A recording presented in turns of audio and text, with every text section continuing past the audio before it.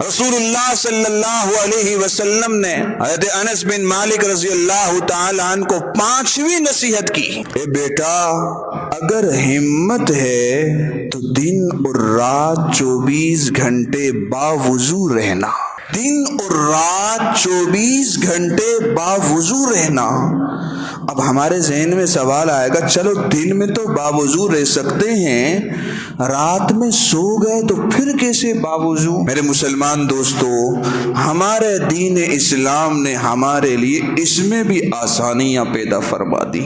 رات کو سوتے وقت وضو کر لو، پھر اس کے بعد نیند جانے وضو جانے صبح اٹھو گے، پوری رات عبادت کا ثواب تمہارے کھاتے میں لکھ دیا جائے گا۔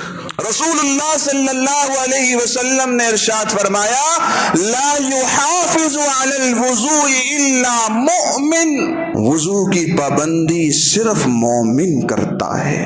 آج ہم کہتے ہیں ہمارے اوپر جادو ہو گیا، ہمارے اوپر کسی نے جادو کر دیا، میرے اوپر جنات آ گئے، میرے اوپر فلاں نے کچھ منتر پڑھ کے پھونک دیا ہے، فلاں میرے پیچھے لگی ہوئی ہے، لگا ہوا ہے۔ میرے مسلمان دوستو، حضور علیہ الصلوۃ والسلام نے ارشاد فرمایا، سلاح المؤمن الوضو، سلاح المؤمن الوضو، مومن کا اسلحہ وضو ہے، مومن کا ہتھیار وضو ہے۔ جو مومن مسلمان بندہ باوضو ہے وہ مسلح ہے، وہ ہر جادوگر کے خلاف مسلح ہے، وہ ہر جن کے خلاف مسلح ہے۔ میرے مسلمان دوستو، رسول اللہ صلی اللہ علیہ وسلم 8 سال کے چھوٹے بچے کو نصیحت کر رہے ہیں، اگر آپ